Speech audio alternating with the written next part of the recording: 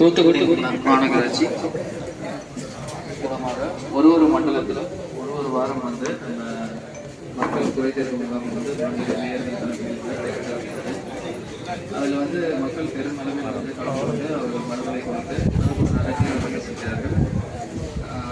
அதன் வாயிலாக இப்பொழுது 5வது முறையாக தூத்துக்குடி மாநகராட்சி தெற்கு மண்டலத்தில் இந்த குறைதீர்வு தலைமை திருப்பும் ஆணையர் அவர்களே, மாநகராட்சி அனைத்து அதிகாரிகளே, மாமன்ற உறுப்பினர், இந்த பகுதிக்கு உட்பட்ட 15 மாமன்ற உறுப்பினர், மண்டல தலைவர் வெளியே போயிருக்காரு, பேர் வந்துட்டு இருக்காங்க. உள்ளிட்ட அனைவருக்கும் வணக்கம். பொதுமக்களுக்கு வணக்கம், பத்திரிகையாளர் நம்பருக்கு வணக்கம். நீங்கள் வாரம் ஒரு வாரம் வந்து எவ்வளோ நம்பர் வருது, நம்பர் ஆஃப் கொண்டு வருதுன்னு பார்ப்போம். கூட லைட்டாக மழை பெஞ்சாலும் போன வாரம் நம்ம ஊரில் லைட்டாக ஒரு மழை பெஞ்சுது. இருந்தாலும் கிழக்கு மண்டலம் தான் வந்தது. பொதுமக்கள்கிட்ட நல்லா வரவேற்பு. கிட்டத்தட்ட ஒரு 4 ஆணையாளர்களும் மேற்கு மண்டலத்தில் ஆய்வில் இருந்தாலும் மலையோட ஆய்வில் இருந்தாலும் பொதுமக்களிலிருந்து ஆட்டோமேட்டிக்காகவே வந்து மனு பெறப்பட்டது. அதுக்கு தீர்வு மறுநாளே ஆர்டர் கொடுத்துருவோம். நடைபெற்று கொடுக்க இந்த நிகழ்ச்சியில் வந்து இந்த திட்டம் எப்படின்னா முதலமைச்சரோட திட்டம். அதாவது மக்களோட முதல்வர்னு நம்ம கிராமப்புறத்தில் இருக்கிறோமே, நகர்ப்புறத்தில் மாநகராட்சியாக இருக்கட்டும், நகராட்சி பேரூராட்சியில் இருக்குது. இந்த திட்டத்தை எலாபரேட்டாக வாரம் ஒரு இடமா ஒரு மண்டலம் கொண்டு போய் இன்னும் நம்ம ஊரை வந்து எவ்வளோ டெவலப் பண்ணலாங்கிற கட்டத்தில் கொண்டு போயிட்டு இருக்கு. குறிப்பாக உங்களுக்கு நல்லாவே தெரியும், 60 வார்டு பகுதியும் கிட்டத்தட்ட 80% சாலை போடப்பட்டு உள்ளது. குறிப்பாக ஃபேவர் பிளாக் சாலை 4 அடி சந்து 5 அடி சந்துனா சில இது எடுத்து வச்சுருக்கோம். இந்த 5 மண்டலத்தில் உள்ள லிஸ்ட்டு, அது ஃபேவர் பிளாக் இருந்தாலும் சரி, தார் ரோடு பிடி ரோடாக இருந்தாலும் சரி, இந்த பணியில் வந்து இப்போ நம்ம அரசாங்கத்திலேருந்து பணம் வந்தோம்னா ப்ரியாரிட்டி அடிப்படையில் இப்போ அடுத்த லாட்டு வரைச்சில் இந்த வேலையை கம்ப்ளீட்டாக அனைத்து சாலை வசதி செய்யப்படும். அது போக நம்ம வெள்ளத்துள்ள வேலையெல்லாம் முன்னுக்கூட்டி பார்க்க வச்சனால இந்த மழை பெஞ்சா உங்களுக்கு தெரியும், 20 பெஞ்ச மழையாக இருந்தாலும் சரி, நேற்று முந்தானத்து லைட்டாக பெஞ்சாலும் சரி, எந்த இடத்துலையும் அதாவது தண்ணி வந்து வடிகால் வழி இல்லாமல் இருக்கும். எல்லாம் முதலே தூர்வார பண்ணாலும் அதில் வழியாக எல்லாமே வடிச்சுது. இது போக 16, 17, 18 ஏற்கனவே உங்களுக்கு சொன்ன மாதிரி அந்த பகுதியில் வந்து கிரவுண்ட் லெவலும் எம்டி லேண்டு நிறைய 100 பிளாட் இருக்குன்னா உதாரணத்துக்கு சொல்கிறேன்.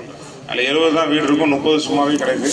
அந்த எம்டி லேண்ட்லாம் கட்டி கிடக்கு இருந்தது. அதுவும் வெட்டி எர்த்தன் சேனல் மாதிரி பண்ணி ட்ரெயின் பண்ணியாச்சு. மழைக்கும் தயாராக இருக்கும். உங்களுக்கு இந்த பகுதியிலும் வந்து நம்ம முள்ளக்காடு ஓடையாக இருக்கட்டும், இங்கேருந்து நேர கடலுக்கு போகிற புறமடத்துலேருந்து சர்ப்ளஸ் 12 கிலோமீட்டர் உள்ளது எல்லாமே சரி செய்து வச்சுருக்கோம். இது போக ஒரு 5 இடத்துல அந்த சவுத் ஜோன் வந்து நம்ம திருவிக்கா நகர்லேருந்து நம்மளுக்கு தான் இருக்குது. இங்கே வந்து 43, 44, 45 இருக்குது.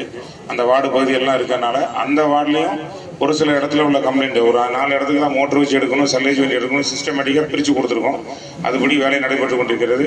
இதில் வந்து பார்த்தீங்கன்னா யூஜிடி கம்ப்ளைண்ட், நீங்கள் 43 அவார்டுன்னு சொன்னோன்னு தெரியும். அந்த பாதாள சாக்கடை வந்து 2007 போட்ட ஸ்கீம் அது ரன் ஆகாமே இருந்தது. இப்போ 1.5 வருஷமாக தான் ரன் ஆகிட்டு இருக்கு. அதை வச்சு தான் நம்மளோட தருவு குளத்தில் கிட்டத்தட்ட ஒரு 500க்கும் மேற்பட்ட ஏக்கரில் மரம் வளர்த்துட்டு வரோம்.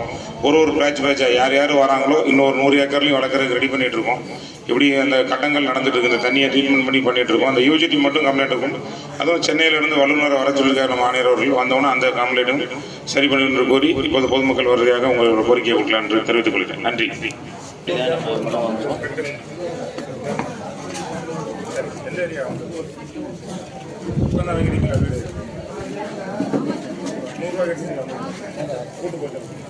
அடுத்து வாங்க